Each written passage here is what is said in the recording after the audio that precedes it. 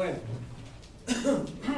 estábamos viendo las características fundamentales que tenemos que tomar en cuenta, los aspectos que tenemos que tomar en cuenta en las aducciones las conductoras. Bueno, en las aducciones las conductoras también debemos colocar válvulas. ¿Qué válvulas son las que se colocan y con qué objetivo? Bueno, en primer lugar, tenemos que se colocan válvulas en los puntos altos de la aducción. O sea, puede ser que encontremos una aducción llana, pero puede ser que encontremos una elevación, como vimos que esa diferencia de cota a la que la suspendemos nunca puede ser mayor a los 10,33 para evitar el fenómeno de cavitación y además evitar el fenómeno del golpe de ariete. Pues entonces en los puntos altos nosotros debemos colocar, tal y como ocurre en las redes también, válvulas ventosas. ¿Por qué? Porque en estos puntos altos es común que siempre en las zonas altas de una tubería, si ingresa aire, se acumulen ahí en forma de bolsones. Entonces, ese aire tenemos que sacarlo de dentro de la tubería, porque si ese aire llegara a una cometida, te marca el reloj como si estuviera pasando agua, y mentira, te está pasando aire y te están cobrando como si fuera agua. ¿Está bien? Para los puntos altos, las válvulas que se colocan son las válvulas ventosas, que ya habíamos mencionado que estas válvulas ventosas, como ustedes pueden ver aquí, tienen un pequeño orificio y aquí tienen una membrana. La membrana permite pasar el aire, pero no permite pasar el agua. Entonces, cuando esa válvula descarga, usted siente que hace pss, y es como si se estuviera desinflando la llanta de un carro. Y es que está expulsando el aire que hay dentro de la tubería.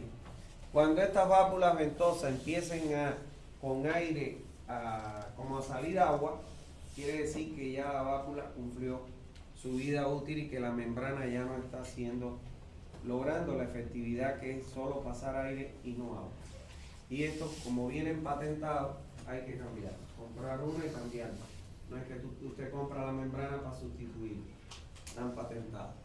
Bueno, por otro lado es importante colocar válvulas en los puntos bajos. O sea, a diferencia de las válvulas que se colocan en los puntos altos,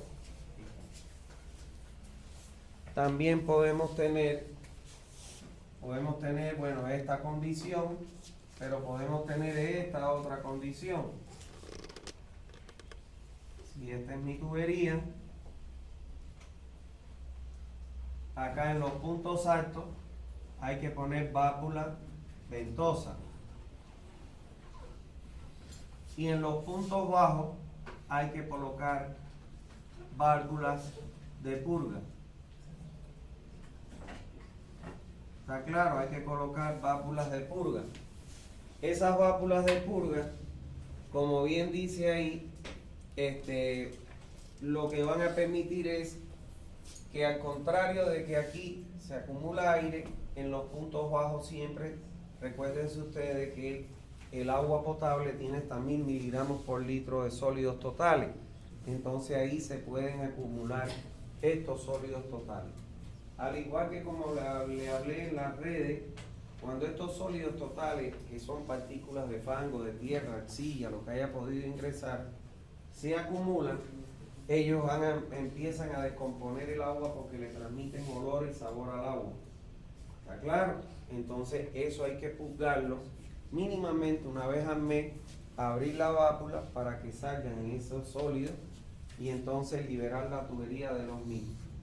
Ahora bien, para ello se colocan estas válvulas que son válvulas de limpieza y que, bueno, muchas veces, deben estar protegidas por una cámara, y si no hay posibilidad de evacuar las aguas a una quebrada, a un río, etcétera, entonces se puede hacer un drenaje debajo de la misma cámara. ¿Para qué? Para poder infiltrar esa agua con esos sedimentos que tiene. ¿Está bien? En tercer punto, dice que la instalación de las válvulas de purga de aire, estas válvulas, se podrán evitar siempre y cuando exista un reservorio, un tanque de almacenamiento, y ellas descarguen al tanque de almacenamiento en una cota no mayor a los 10 metros, o mayor a los 10 metros. ¿Está claro? ¿Por qué? Porque como esto aquí descarga libre, y aquí lo que tengo es la atmósfera, pues este bolsón viene aquí y se disipa aquí, y bueno, sale a través de las tuberías de ventilación. En esos casos no es necesario porque del tanque que yo voy a alimentar la red, y el bolsón de aire no va a pasar nunca del tanque hacia la red, porque si yo descargo libremente, aquí se disipa ese aire que está atrapado en esos bolsones. ¿Se entendió eso, no? Bien. Las válvulas de limpieza, o sea, estas válvulas de limpieza que se colocan en una tubería que tenga en principio el mismo diámetro que la tubería de aducción. Eso es lo ideal, de que yo coloque la válvula de limpieza en una tubería que tenga el mismo diámetro de la tubería de aducción, porque lógicamente ahí no voy a tener reducciones, no voy a tener accesorios ni que cumplir con determinados requisitos. Ahora, hay veces que las aducciones son de grandes diámetros, imagínense 1200 milímetros. Si usted manda a hacer una válvula, las válvulas no existen para 1200 milímetros. Usted la tiene que mandar a hacer, a fabricar. Brasil la fabrica. Pero una válvula de 1200 milímetros, como es una válvula especial, te puede costar entre 6.000 a 10.000 dólares cada válvula. ¿Por qué? Porque estamos hablando de válvulas enormes, que solo se fabrican a pedido, no las encuentra en el mercado. Entonces, cuando el diámetro el diámetro de las tuberías de aducción sea muy grande, entonces lo que se hace es que se hace una reducción para disminuir el diámetro y bueno, no tener una válvula, ni tubería, ni accesorios tan costosos. ¿Está bien? Entonces, eso es lo que se hace. Ahora, estas tuberías deben largar el agua a lo más posible alejado de donde está la tubería de aducción, para que la humedad no pueda sentar la tubería y se pueda zafar la tubería. Se deben trasladar lo más alejado, y usted lo que hace es que excava una zanja o un pozo, lo rellena de grava, piedra, bolón, y ahí infiltra el agua. ¿Por qué? Porque no es un agua contaminada, sino es un agua que tiene una cierta cantidad de sólidos, y al infiltrarla en el terreno se van a perder esos sólidos. ¿Se entendió? Bueno, cuando los diámetros de la tubería de limpieza sean muy grandes, como les decía, entonces ahí lo que se hace es que, el diámetro de la aducción sea muy grande, los diámetros de las tuberías de limpieza se pueden disminuir en tamaño, ¿no? El diámetro puede ser menor. En cuanto, me recomiendan que normalmente el diámetro de la tubería de limpieza sea equivalente a 1/3 o a 1/4 del diámetro de la tubería de aducción. Ahora, cuando nosotros tengamos tuberías de diámetros mayores a los 100 milímetros, el mínimo de esta reducción no puede rebasar los 75 milímetros, como dice ahí. ¿Está claro? Entonces eso es importante. ¿Por qué se colocan reducciones? Para buscar válvulas que no sean tan costosas e instalaciones que tampoco sean tan costosas. ¿Está claro? Pero nunca, cuando sean mayor de 100 milímetros, la reducción del diámetro de la tubería de limpieza puede sobrepasar los 75 milímetros. ¿Está bien? ¿Alguna duda hasta ahí? Bueno, vamos a hablar ahora acerca de las presiones máximas que se recomiendan en las tuberías de aducción. Se recomienda que la presión máxima estática nunca sea mayor al 80% de la capacidad de soportar presión interna de las tuberías. Está claro, por un problema de seguridad. Nunca las pongo a trabajar al 90, al 100% de la presión. ¿Qué significa eso? Si yo tengo una tubería clase 100, que es decir, que admite internamente una presión de 100 metros columna de agua, la presión de trabajo de esa tubería nunca va a ser mayor a los 80 metros columna de agua. ¿Está bien? Entonces eso es importante. ¿Por qué? Porque recuérdense que estas tuberías de aducción son las que transportan la totalidad del caudal. Si yo la someto al límite a trabajar con su presión, puede producirse por una mala construcción del tubo una rotura, o se puede zafar una junta y entonces ya se corta el servicio de toda la red. Por eso es que normalmente, para tener una seguridad de que no pase nada, se ponen a trabajar a una presión menor o igual al 80% de su capacidad. ¿Está bien?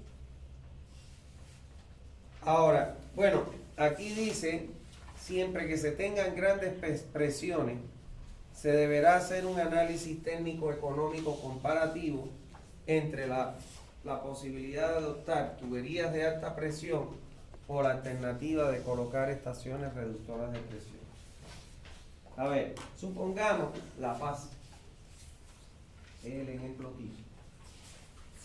En La Paz nosotros tenemos el Alto y La Paz está, y La Paz está en una olla, por eso le dicen que es como una olla, ¿no? Esto es ¿cuánto? 4.000 metros sobre el nivel medio del mar. ¿Y esto cuánto es? 3.600 metros sobre el nivel medio del mar. ¿Cuánto es la diferencia de cota que hay aquí? 400 metros.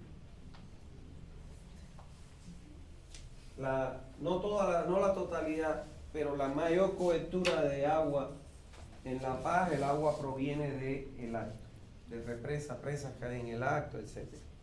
Ahora bien, la diferencia de cota que hay entre el Alto y La Paz son 400 metros. ¿A dónde debemos llevar nosotros la presión máxima en una red? ¿Qué pasa? ¿Cuál debe ser la presión máxima de la red?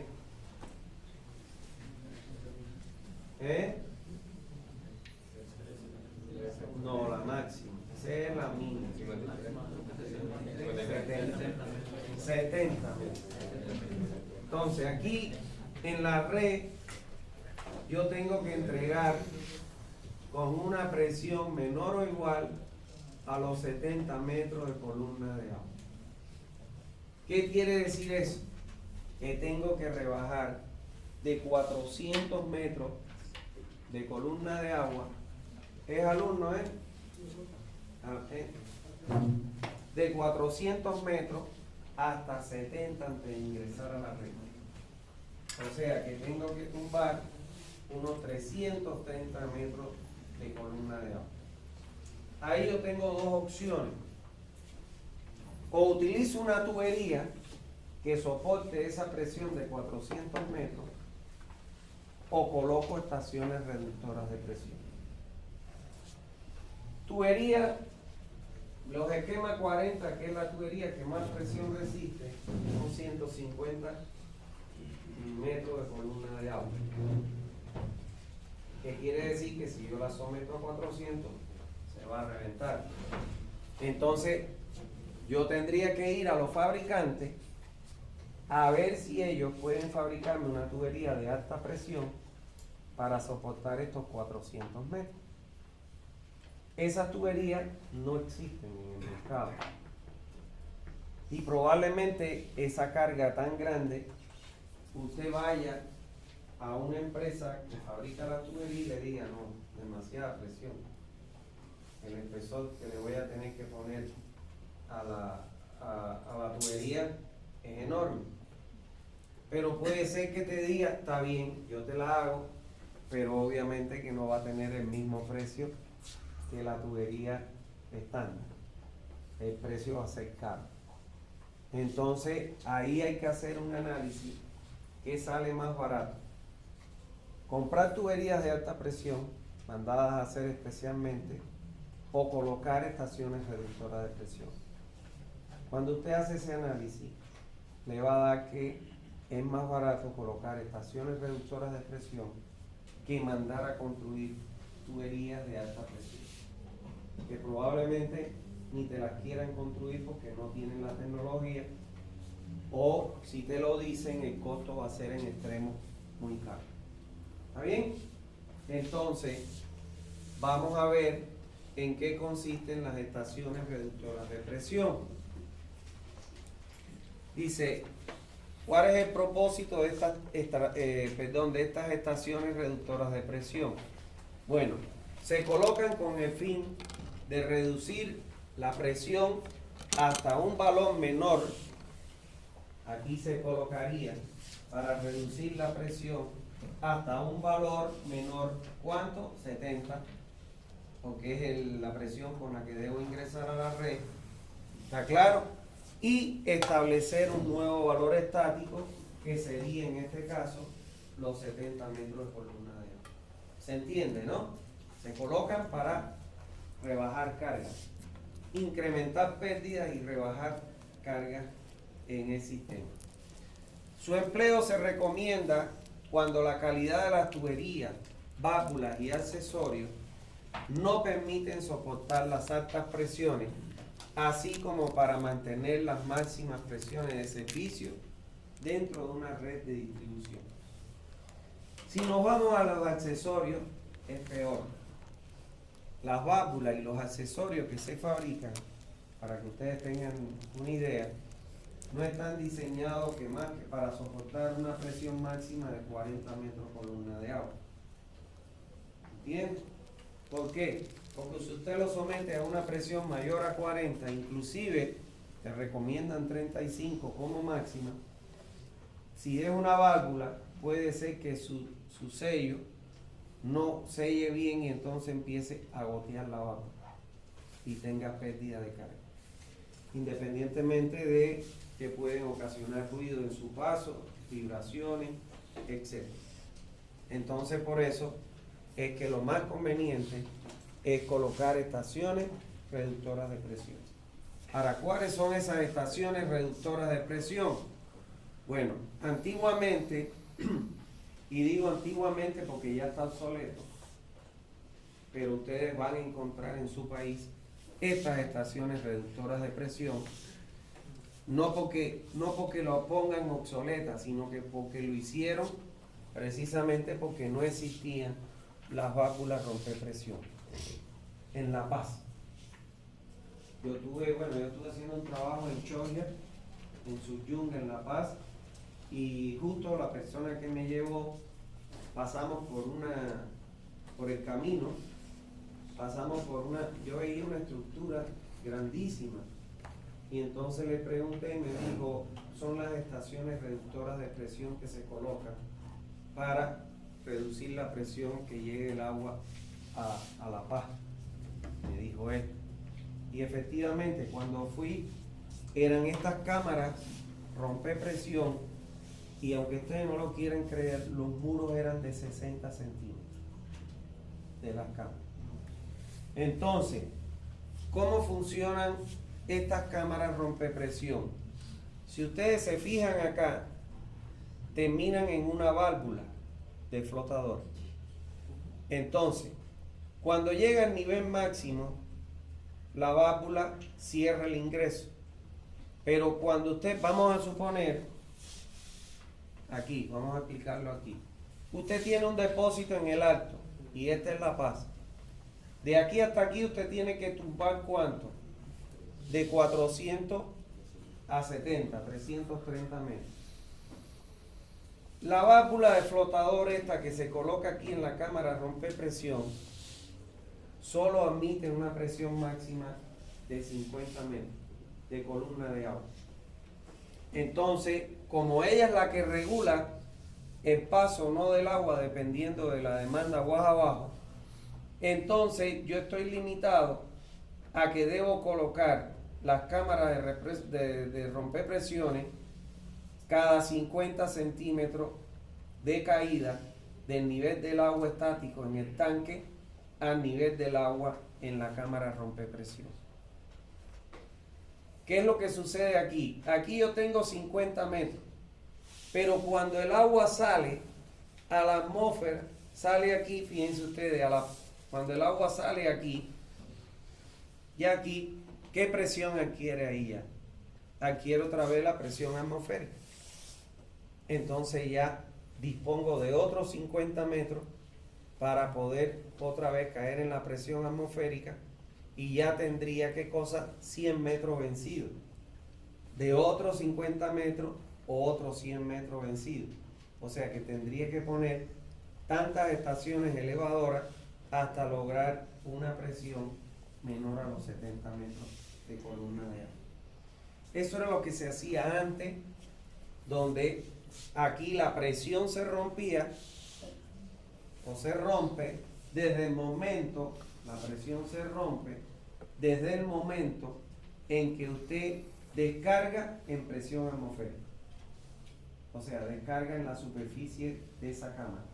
Y ya esa presión de 50 la transforma a la presión atmosférica normal. ¿Está bien? Ahora, ¿qué problema tiene esto? De que, como les digo, tiene muros grandes. Y bueno, pues entonces imagínense en La Paz, si usted tiene que tumbar 330, mínimo va a tener por lo menos unas 5 o 6 estaciones reductoras de presión, que tiene un costo porque es una estructura de hormigón armado. ¿Está bien? Claro, en La Paz se hizo eso, porque cuando se construyó ese sistema de conducción o de aducción hacia la ciudad, desde el alto, no existían las válvulas rompepresión. Las válvulas rompepresión vienen a surgir por el año 2009, 2010, que empiezan a aparecer. ¿Me entiendes? Y la ciudad de La Paz, la dotación de agua data desde mucho antes de eso. ¿Está claro? Hoy en día ya esto no se usa y lo que se usa son las válvulas rompepresión. ¿Por qué? En primer lugar, pues son más baratas, son mucho más económicas y está demostrado su función, que es muy eficiente. ¿En qué consisten estas válvulas? Si ustedes se fijan acá, ellas tienen aquí un resorte, este que están viendo acá, y aquí arriba tienen un perno que es el que permite regular la caída de presión desde la que ingresa hasta la que sale en la válvula. Cuando usted va a comprar las válvulas, usted tiene que ir a comprar las válvulas. Las vende Robur, San Rafael, las vende Agencia General aquí en Santa Cruz. Usted tiene que ir a comprar las válvulas, primero con el diámetro de la tubería donde la va a instalar. Si es de 4, de 6, de 8, de 10. Y en segundo lugar, con la caída de presión que usted quiere lograr. La reducción de la presión. Claro, no hay válvulas que te reduzcan salvajemente 300 metros de caída de presión. Pero sí te pueden reducir 100 metros, 120 hasta 150 metros. Entonces colocaría 2 válvulas si quiere tumbar 300 como tal. Entonces usted va con la caída y el diámetro, o sea, la caída de presión, la pérdida y el diámetro, y ellos te van a vender la válvula adecuada para eso. Entonces, ¿cómo funciona esta válvula? Aquí tiene este resorte, aquí tiene este perno regulador. Entonces, vamos a suponer que usted quiere pasar de 100 metros a 70 aquí. Por ponerle un ejemplo, usted quiere, aquí registra 100 metros columna de agua y quiere pasar a 70 para que ingrese a la red con los 70 metros de columna de agua que me exigen como máximo en la red. Se coloca un manómetro aquí aguas abajo en la tubería de salida, que es donde yo quiero regular la presión. Y con este perno que está aquí, yo voy, ¿qué cosa? Si yo aprieto el perno, voy apretando, ¿qué es lo que voy haciendo? Encogiendo el muelle.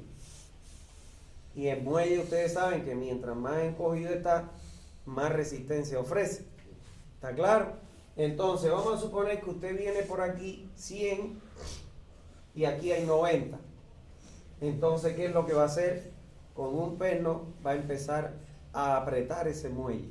O sea, a encoger el muelle. Y usted va a ver que aquí de 90 le pasa, por decirle, a 85, a 80, hasta que llegue a los 70 metros aquí. Y entonces ya usted provocó una pérdida en la válvula de los 30 metros que tenía que vencer.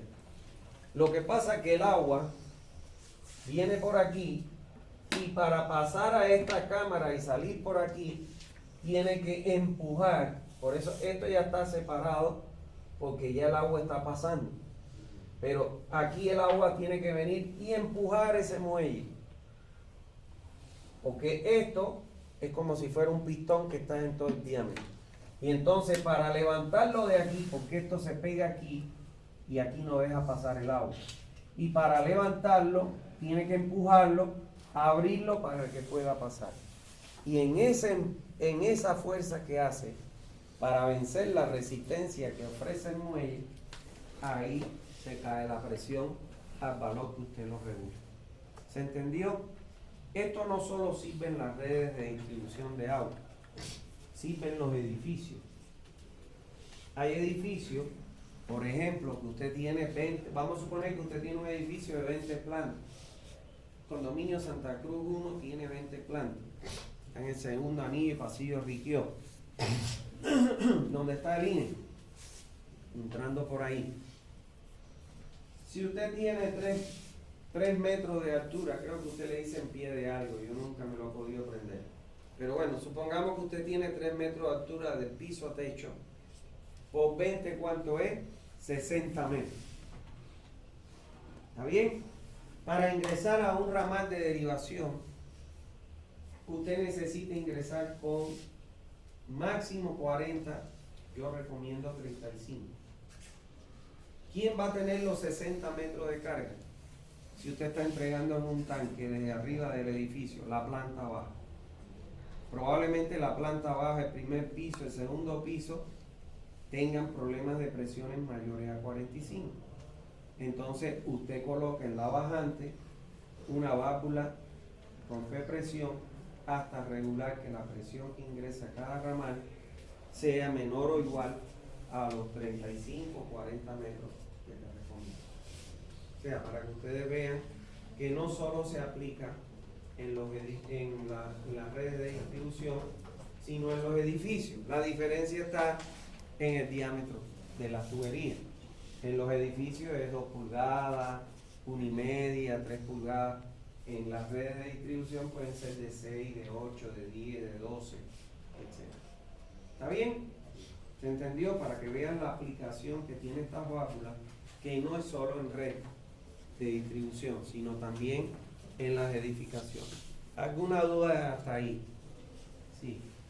Ese tipo de válvula de presión también se tiene que realizar mantenimiento cada cierto tiempo o también son paquetadas. No. Ella, lo único que tú puedes revisar, ella tiene aquí unas empaquetaduras. Y entonces lo que puede pasar es que la empaquetadura que tienen es de amianto, que se endure y entonces ya no se y empieza a gotear. Y lo que usted le cambia es la empaquetadura. ¿Está bien? Igualito que las válvulas cuando lo vimos, las válvulas de confort. ¿Alguna otra duda que tenga? No hay duda. Bueno, vamos a ver las recomendaciones para la colocación de las cámaras rompepresión. Dice que estas cámaras se recomiendan colocar con una diferencia de cota de 50 metros, comprendida desde el nivel estático del tanque al nivel de agua en la cámara. Y si coloco otra cámara, entre el nivel de agua siempre de las cámaras.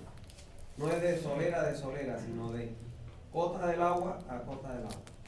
Cota superior. ¿Está bien?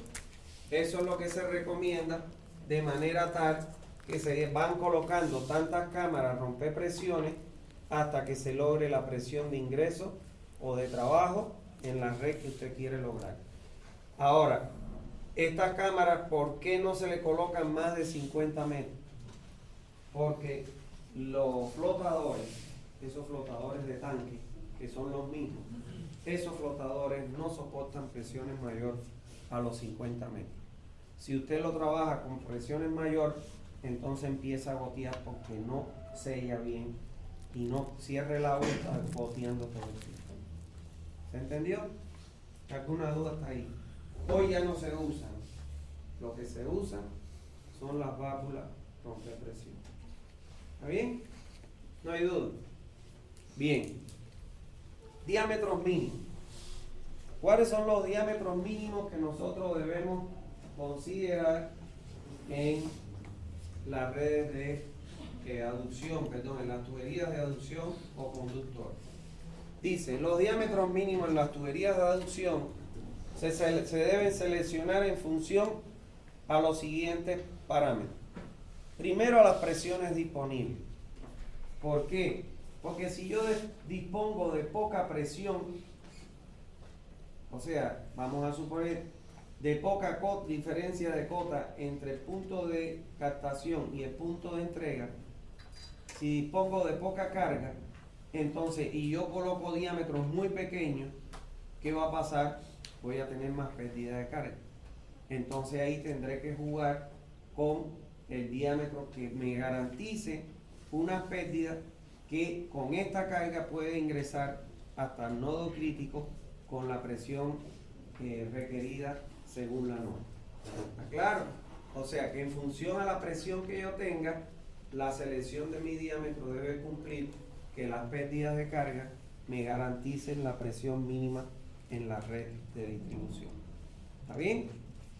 Por otro lado, las velocidades de escurrimiento.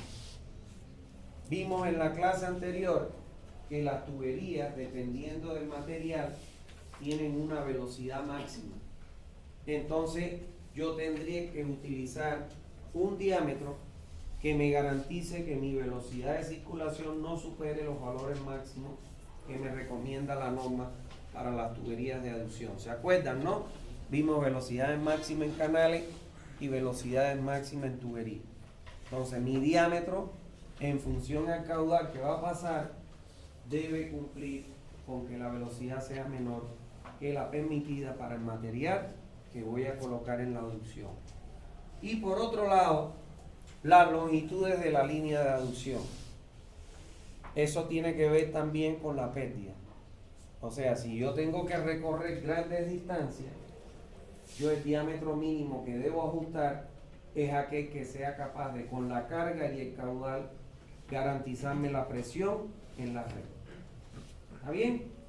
Entonces, al final, la elección de ese diámetro mínimo está basado en un estudio técnico económico. ¿Por qué económico? Porque si a mí lo que más me conviene, ¿qué cosa es? En menor costo, en menor diámetro de tubería. ¿Está claro? Pero, ¿cuál va a ser ese menor diámetro? Lo voy a fijar en función al cumplimiento de los parámetros anteriores. ¿Se entendió? ¿Alguna duda? ¿No hay duda? Bien, los anclajes. Bueno, en las tuberías de aducción deben preverse los anclajes de seguridad necesarios, ya sean de hormigón ciclópeo, hormigón simple, o armado, o metálico. ¿Está claro? Entonces, las tuberías expuestas a la intemperie, o sea que van a estar por encima del terreno, requieren estar apoyadas en soportes o adosadas en formaciones naturales de roca mediante anclaje metálico. O sea, miren ustedes acá, esta es una tubería de aducción que, como yo les decía, la tendencia es a colocar tuberías aéreas por la facilidad de su inspección y en caso de un mantenimiento es mucho más fácil que las enterradas. Ahora, cuando estas tuberías van aéreas, yo tengo que hacer, como bien dice aquí, estos anclajes, que en este caso, si ustedes se fijan acá, son anclajes metálicos. ¿Para qué? Para apoyar la tubería y fijarla con una abrazadera, fijarla para que la tubería no tenga movimiento. O pueden ser anclajes de hormigón, como vemos este aquí, y bueno, aquí tienen unas abrazaderas metálicas. ¿Está claro? O sea, siempre la tubería que van ahí a la intemperie, o sea, por encima del nivel del terreno, deben tener anclaje que la sujeten. ¿Está bien? Ahora bien, en los cambios de dirección, ya sean horizontales o verticales, siempre debo tener, ¿qué cosa?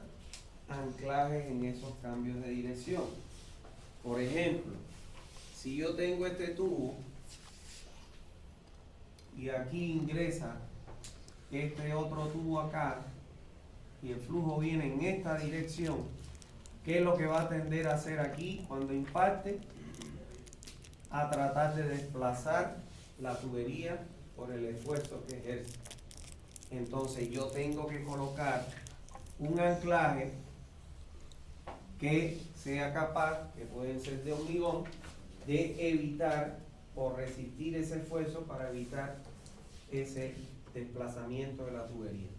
Este desplazamiento que está aquí se le conoce como la cantidad de movimiento que puede desplazarse un tubo por un esfuerzo.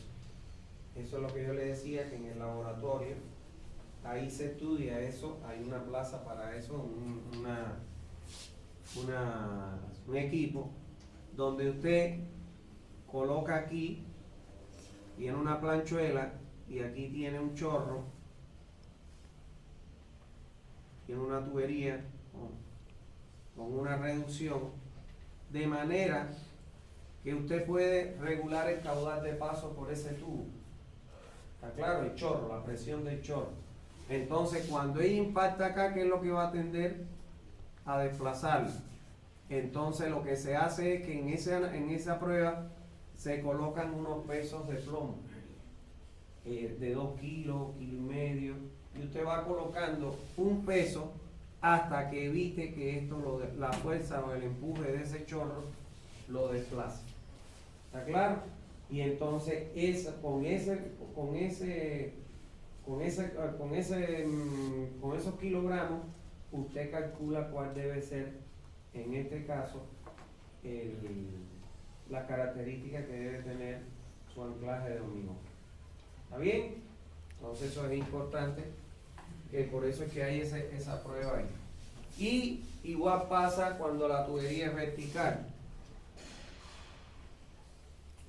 Si el flujo viene en esta dirección, pues va a tender a desplazar el tubo, y aquí debemos colocar un anclaje para evitar esa cantidad de movimiento, desplazamiento de la tubería. ¿Está claro? ¿Alguna duda hasta ahí? Aunque estén enterradas, señores, siempre en donde hay un cambio de dirección en flujo a presión, se deben colocar anclajes en la red, no solo en la aducción, sino también en la red de distribución. ¿Alguna duda? ¿Duda? ¿No hay duda? Bueno, estoy borrando porque les voy ahora. Vamos con eso, creo que ya terminamos. Ah, no. Las estructuras especiales.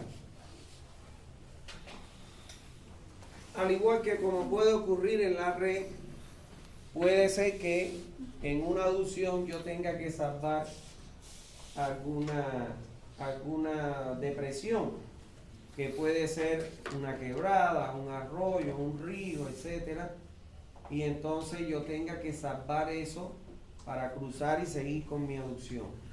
Entonces, cuando las aducciones crucen carreteras, vía férrea, arroyos, ríos u otros obstáculos naturales, se proyectarán estructuras especiales que garanticen la seguridad de la aducción. Estas estructuras podrán ser metálicas, de madera o de hormigón u otro, y conforman puentes colgantes, túneles y todas estas estructuras especiales deben contar con su respectivo cálculo estructural de la misma. Supongamos que yo tengo que pasar por aquí, miren ustedes, tengo que pasar este río.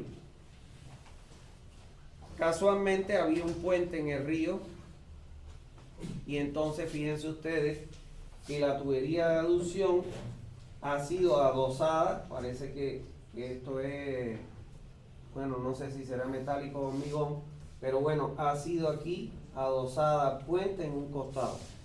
Ojo, hay que tener cuidado porque hay veces que el puente no es capaz de soportar ese exceso de carga, ¿no? Y hay que hacerlo independiente. ¿Está bien?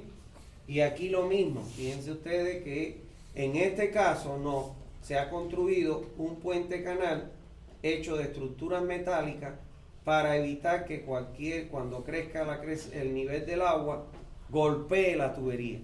Fíjense que aquí se está protegiendo con estos tubulares de que si viene un palo o algo que arrastre, no impacte sobre la tubería porque la puede destruir. Entonces todas esas cosas tienen que estar acompañadas de su análisis y cálculo estructural. ¿Está bien? Bueno, vamos entonces